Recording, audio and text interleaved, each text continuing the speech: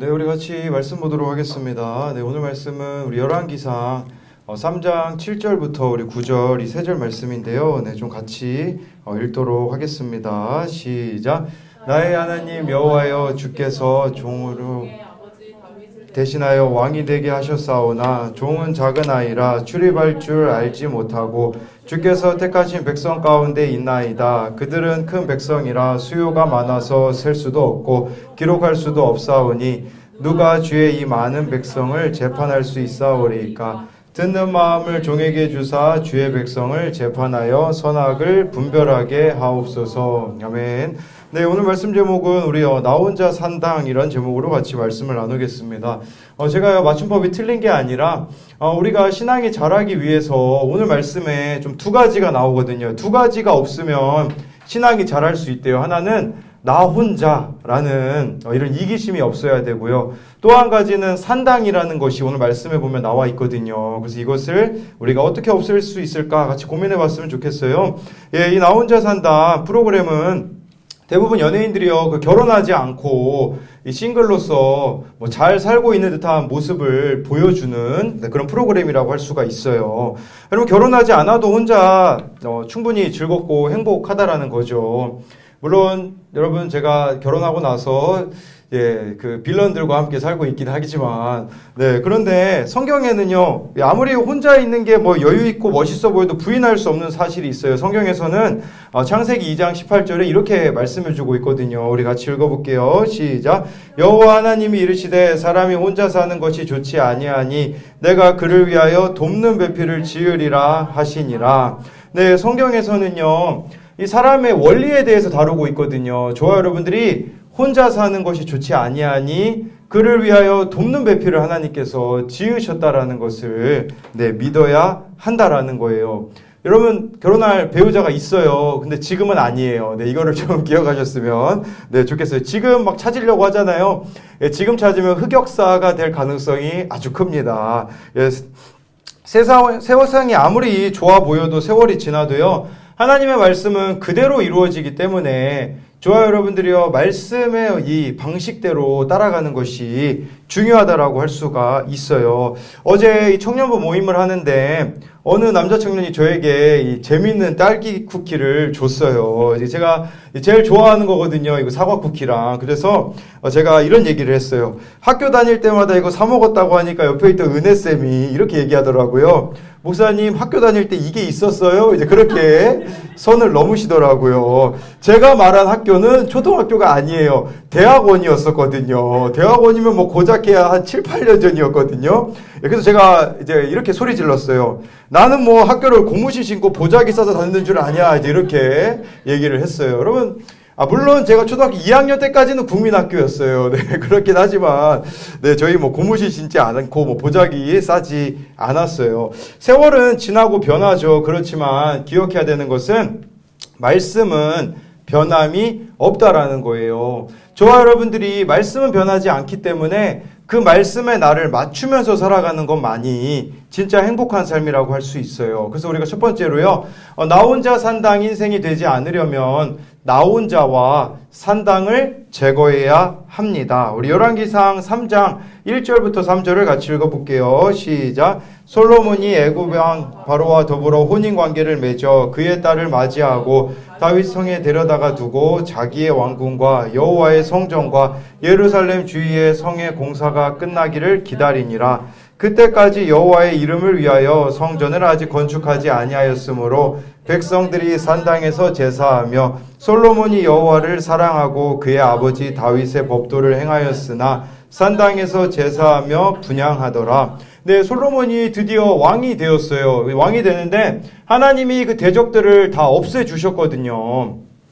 근데 여러분, 이 왕이 됐을 때 어떤 느낌일까요? 한번 생각해 보세요. 반장만 해도 떨리잖아요. 그런데 한 나라를 대표하는 왕이 되었을 때, 그리고 솔로몬 나이가 많지 않아요. 나이가 많지 않다라는 것은 경험이 많지 않다라는 거죠. 경험이 없는데 수많은 사람들을 다스려야 되니 얼마나 두려웠겠어요. 그런데 그렇기 때문에 제일 먼저 솔로몬이 무슨 행동을 하는 줄 아세요? 1절 말씀에 보면 나와 있어요. 뭐냐면 바로 바로와 더불어 혼인관계를 맺었대요. 그 당시에 강대국이라고 할 수 있는 이집트와 혼인관계를 맺었다는 거, 정략결혼을 했다라는 뜻이거든요. 네, 이게 뭘 말하는 거겠습니까? 바로 무서운데 능력은 있는 거예요. 다윗이 솔로몬의 아버지였거든요. 다윗 왕은요, 능력이 없었어요. 왜냐하면 지지해 줄 만한 그 누구도 없었거든요. 그러다 보니까 이 15개 광야를 도망 다녔다고 하더라고요. 얼마나 힘들었겠어요, 다윗 왕이. 막 사울이라는 이 사람이 막 죽이려고 따라다니지.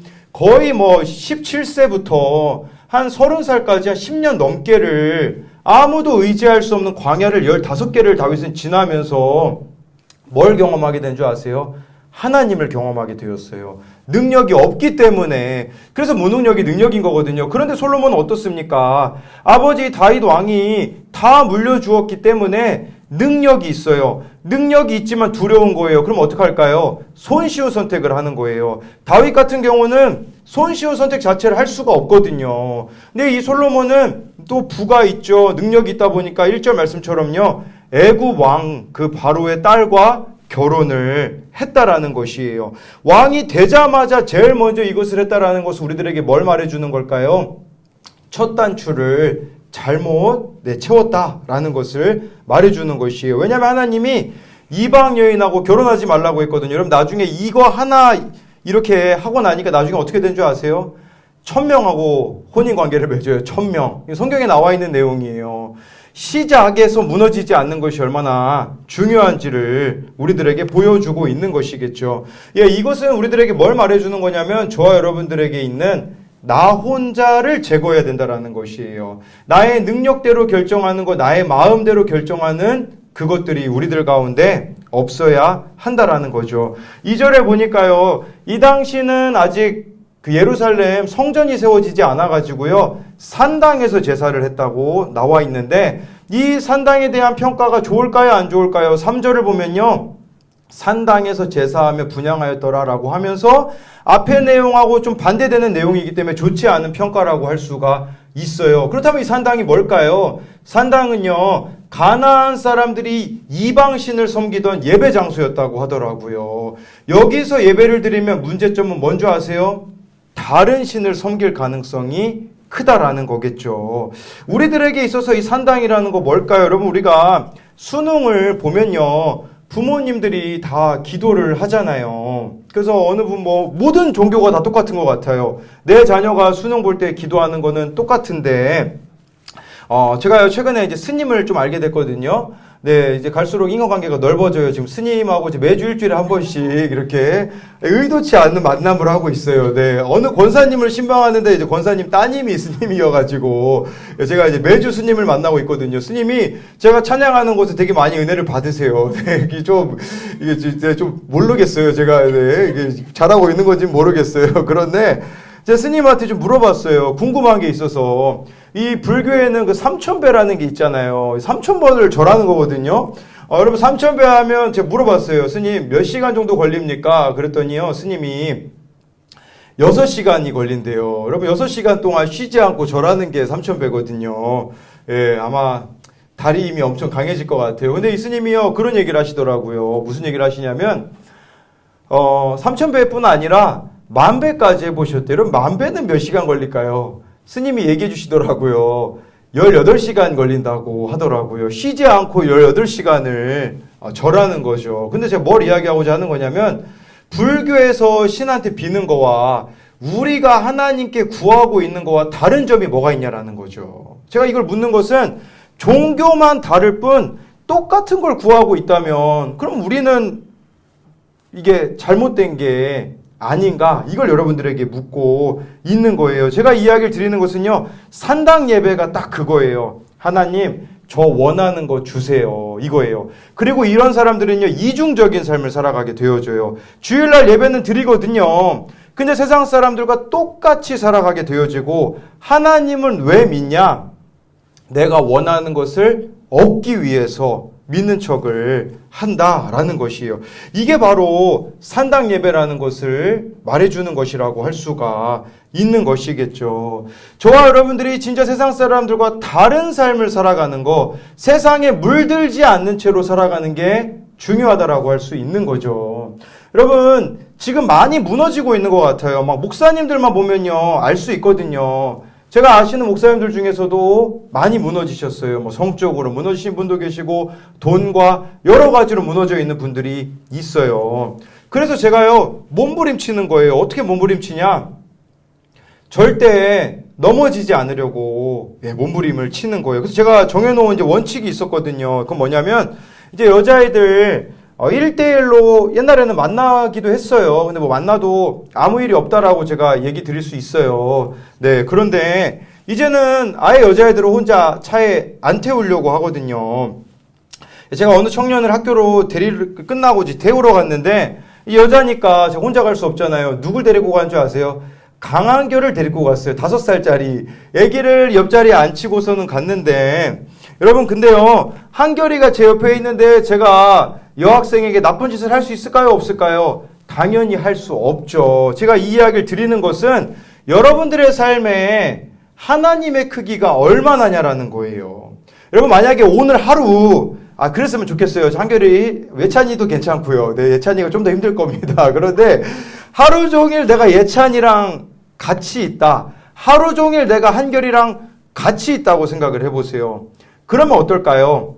변화가 조금 있을걸요. 평소에 내가 하던 건데 한결이가 있기 때문에 머뭇거리고 안 하는 게 있을 거예요. 이걸 지금 묻는 거예요. 여러분 한결이만 나와 함께해도 있잖아요. 불편한 게 있을 거고요. 안 하는 게 있을 거예요. 그런데 하나님이 나와 함께 하는데 이 하나님의 크기가 내 인생에 한결이보다 못한 거 아니에요. 그렇기 때문에 하나님이 살아계시고 나와 함께 하신다라는 것을 알면서도 불구하고 내 마음대로 하고 싶은 대로 다 살아가고 있지 않느냐라는 거예요. 5살짜리보다도 못한 하나님을 내가 믿는다라고 말하고 있지 않느냐라는 것이겠죠. 저와 여러분들이 진짜 하나님을 사랑하면 산당 예배가 없어야 돼요. 산당 예배는 뭐냐면 조건적으로 하나님을 믿는 게 아니에요. 필요할 때만 하나님을 찾는 게 아니에요. 항상 하나님이 나와 함께 계심을 믿고 그분의 눈치를 보며, 눈치라는 표현이 조금 안 좋을 수도 있겠지만 그분이 나를 바라보시고 함께 하신다라는 것을 알면서 안 할 수 있는 행동들은 안 하며 해야 되는 일들을 하는 삶을 살아가는 게 바로 하나님 우리에게 원하시는 것이죠. 그래서 이것에 대한 적용 질문은요, 힘들다고 외롭다고 두렵다고 내가 찾는 것은 무엇인가요? 이 솔로몬이 애굽왕 바로랑 그 혼인관계, 바로의 딸과 결혼한 것처럼 그냥 내 능력으로 편하게 찾는 게 뭐가 있냐라는 거예요. 두 번째 질문은요, 오늘 만약에 한결이랑 하루를 보낸다면 내 삶에서 어떤 부분이 평소와 다를까요? 요걸 한번 생각해 봤으면 좋겠어요. 두 번째로요, 나 혼자 산다는 인생이 되지 않으려면 듣는 마음을 구해야 합니다. 우리 4절 5절 말씀 같이 읽어볼게요. 시작. 이에 왕이 제사하러 기브온으로 가니 거기는 산당이 큼이라. 솔로몬이 그 제단에 1,000번제를 드렸더니 기브온에서 밤에 여호와께서 솔로몬의 꿈에 나타나시니라. 하나님이 이르시되 내가 내게 무엇을 줄꼬 너는 구하라. 솔로몬 왕이요 1,000번제를 드렸대요. 1,000번제라는 것은 여러분 아마 어린 시절부터 교회 다닌 친구들은 1,000번제 드려봤을 거예요. 일주일에 한 번씩 1,000원씩 해서 1,000번 드리는 건데, 여기서 말하는 1,000번제는 그게 아니라 한 번에 1,000마리의 제물을 하나님 앞에 솔로몬이 드린 거예요. 그런데 하나님이 뭐라고 이렇게 물으시냐면 5절 보세요. 내가 내게 무엇을 줄꼬? 여러분 이렇다면 여러분들은 뭘 구하겠어요? 하나님이요 여러분들에게 나타나셔서 야, 너 뭐 원하니? 내가 다 줄게. 그러면 아마 이렇게 말할지도 몰라요. 이성 친구 주세요. 이렇게 말하는 친구들도 있을 수도 있어요. 여러분 만약에 하나님이 내가 너에게 한 가지 주겠다. 뭐 원하니 하면 여러분 뭘 구하시겠어요? 각자 머릿속에 떠오르는 게 있죠. 네. 채연이, 네, 뭐 있어요? 네, 좋아요. 네, 갑자기 웃길래. 네, 우리 정윤쌤은 뭘 구할까요? 네, 이미 다 주셨다고 합니다. 네. 네, 성호쌤 표정이 왜 그래요? 네. 네, 성호쌤은 하나 달라고 하면 뭘 달라고 할 건가요? 저는 가족의 구원을 달라고 하겠습니다. 네, 가족의 구원을 달라고 하겠다. 네. 저 앱등이라고 들었는데, 네, 알겠어요. 네. 네, 가족이 구원을 구한다고 하니까 믿어줘야겠죠. 네, 우리 각자 딱 한 가지 구하면 뭘 구하겠어요? 뭐, 각자가 다 있겠죠. 뭐, 우리 뭐 이제 핸드폰 바꾸고 싶은 친구는 뭐 핸드폰을 뭐 바꾸기 원합니다. 뭐 여러 가지가 될 수 있겠죠. 근데 솔로몬이요, 이 한 가지를 구하는데 뭘 구하냐면, 그게 아까 우리가 읽었던 말씀이에요. 제가 7절 말씀에 보니까 솔로몬이요, 자기를 이렇게 이야기해요. 저 아이예요. 작은 아이기 때문에 왕으로서 너무 부족해요. 근데 8절에 백성들이 너무 많은데 제 능력으로 다스릴 수가 없어요. 그래서 9절에 보니까 여러분 지금까지 솔로몬이 뭐 지혜를 구했다고 생각하는데 아니에요. 원어로 보면요, 지혜가 아니라 듣는 마음을 구했어요. 하나님, 저 듣는 마음 좀 주세요 라고 이야기를 했다라는 거죠. 이 듣는 마음이라는 게 뭘까요? 하나님 말씀을 잘 들을 수 있게 해주세요. 여러분들의 삶에 진짜 하나님의 말씀이 잘 들려지고 있나요? 이걸 한번 물어보고 싶어요. 말씀이 들려지면 어떻게 될까요? 회개하게 되어져요. 그리고 내 삶의 주인이 예수님이 되는 거죠. 그러면 어떻게 될까요? 다른 사람의 마음을 듣는 사람이 되어요. 먼저는 하나님 마음을 듣는 사람이 되고 다른 사람의 마음을 듣는 사람이 된다는 것은 무슨 말이냐면 여러분들이 다른 사람에게 내가 말하는 게 많아지기보다 다른 사람이 나에게 이야기하는 게 많아지는 사람이 되는 거라고 할 수가 있는 거예요. 여러분 생각해 봤으면 좋겠어요. 나는 다른 사람에게 내 이야기를 많이 하는 사람인지 아니면 다른 사람의 이야기를 들어주는 걸 많이 하는 사람인지를 돌아보면 좋겠는 거죠. 여러분 듣는 마음을 갖게 되잖아요. 그러면 이렇게 바뀔 거예요. 하나님이 기뻐하시는 일을 나도 기뻐하게 되어지고요. 하나님이 싫어하는 일을요, 나도 안 하게 되어져요. 그리고요, 사람을 대하는 데 있어서도요, 세상은 사람들을 어떻게 대하나요? 도구로 대하잖아요. 도구로 대한다라는 것은 그냥 나의 필요에 맞게 이 사람들을 이용하는 거겠죠. 그런데 하나님이 주시는 듣는 마음이 있으면요, 사람을 사랑하게 되어져요. 여러분 솔로몬이 듣는 마음 구하고 나서 누가 제일 먼저 찾아온 줄 알아요? 창녀 2명이 찾아와요. 창녀 2명이 찾아와가지고 이 아이가 누구의 아이인지를 밝혀달라고 해요. 한 사람이 거짓말 쳤거든요. 둘 다 아이가 있었거든요, 창녀들이. 그런데요, 한 명이 자다가 깔고 뭉개서 죽인 거예요. 그런데 이제 다른 아이를 자기 아이라고 막 속이면서 둘이 싸우거든요. 솔로몬 여러분 뭐 잘 아시잖아요. 그때 솔로몬이 어떻게 한 줄 아세요? 칼을 가지고 와서 반으로 자르라고 해요, 이 아이를. 그때 진짜 아이 엄마가 자르지 말아달라고. 근데 이 가짜 아이 엄마는 반으로 자르라고 하거든요. 듣는 마음이요, 어디까지 공감하는 줄 아세요? 창녀와 대화하는 수준까지 간다라는 뜻이거든요. 저와 여러분들이요, 진짜 하나님 마음을 가지고 있잖아요. 어떤 사람과도 이야기할 수 있어요. 어떤 사람과도 대화가 된다라는 거예요. 그런데 내가 대화를 나누는 대상들이 조건적이라면, 제한적이라면 진짜 내가 하나님의 마음을 듣고 있는 자인가 돌아봐야 한다라는 거예요. 오늘 김지혜 선생님이 올려주신 큐티 나눔의 일부예요. 어제 정윤이가 써준 편지를 읽으면서 얼마나 감동이 되었는지 모른다. 그러면서 정윤이에게 이야기했던 것이 공동체 지체들이 나를 만들어 주었다고, 내가 하나님 앞에 더 진실하게 신실하게 살 수 있다고 해주는 고마운 이들이라고 했다. 어떤 느낌이냐면 이전에는 내 마음에 드는 몇 명만 내 집에 들어올 수 있게 해주었는데 이제는 다양한 이들이 내 집에 들어와요 라고 말하게 된 것 같은 느낌이다. 예수님께서 세리와 창녀들과 식사를 하셨던 것을 생각하면 당장 내 옆에 지체들도 꺼려했던 내 마음은 얼마나 악한 것이었나 하는 생각이 든다라고 이야기하더라고요. 이 고백이 뭐냐면 예전에는요, 내 마음에 나밖에 없었어요. 다른 사람이 들어오려고 하면 차단해버렸던 인생이 이제는 하나님을 알아가니까요, 어떤 인생이 내 마음에 들어온다고 할지라도 품어내는 인생이 되는 것이라고 볼 수가 있는 거죠. 여러분 우리가 아이폰 여러분 쓰는 거 좋아하잖아요. 아이폰 쓰시는 분들은 뭐 삼성은 걱정을 안 해도 돼요. 왜냐면 메모리칩을 끼면 되니 거기 또 추가 용량 할 수 있거든요. 근데 아이폰 쓰시는 분들 민감한 게 뭐예요? 용량이잖아요. 아이폰 용량은 그렇게 늘리고 싶어 하면서 내 마음의 용량은 여러분 몇 기가나 될까요? 우리 마음의 용량이. 요걸 한번 돌아봤으면 좋겠다라는 거예요. 그러면서 김진 선생님의 큐티 나눔에 그 기도하기 부분에 이런 기도를 하더라고요. 인스타그램에 보면 그러한 기능이 있습니다. 전체 공개, 부분 공개, 비공개. 회계는 전체 공개를 하고 잘한 일을 부분 공개나 비공개로 해야 하는데 잘한 일은 전체 공개로 하고 회계는 여전히 부분 공개나 비공개로 바꾸는 삶을 봅니다. 신앙의 모범생이 되려고 하는 게 아니라 신앙 앞에서 진실한 사람이 될 수 있도록 저를 변화시켜 주세요라고 이야기를 하고 있어요. 이게 무슨 말이냐면 우리가 하나님 앞에 회개하는 것은 공개적으로 하되 자랑할 만한 것들은 가리는 삶이 되어줘야 한다라는 것이겠죠.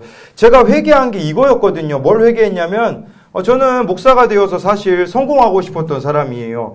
그러다 보니까 여러분 제 옛날에 그 페이스북과 인스타를 보면요. 애들 만날 때마다 사진 찍었어요. 왜 만날 때마다 사진 찍었는 줄 아세요? 뭐 아이들한테는 이렇게 얘기하죠. 이날을 기념하고 싶다. 뭐 기념하고 싶겠냐? 뭘 기념하고 싶어요? 저를 드러내고 싶으니까. 인스타에다가 또 감성글을 또 이렇게 얼마나 이제 머리를 짜대서 적었는지 몰라요. 뭐 오늘은 뭐 곽희재를 만났다. 막 이렇게 하면서 혼자 막 감성축이 돼가지고 막 그러면 이제 또 막 시시때때로 확인하는 거예요. 누가 댓글 달았지? 누가 하트 눌렀지? 막 그런 것만 확인했던 저질이었죠, 제가. 그래서 요즘은 인스타를 거의 안 하는 것 같아요. 인스타만 안 해도 여러분 멘탈 건강해지는 거 아시죠?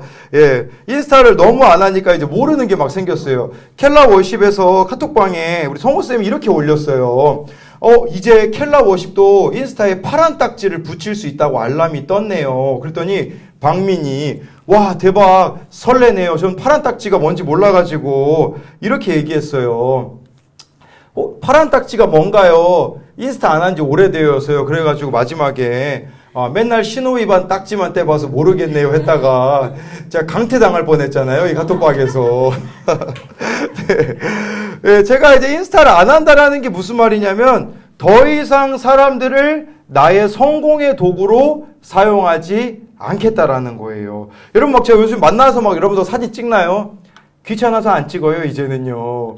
이걸 말하고 싶은 거예요. 저와 여러분들이요, 하나님께 듣는 마음을 구하는 사람이 되잖아요. 삶이 달라질 수밖에 없는 것을 아셔야 한다라는 것이에요.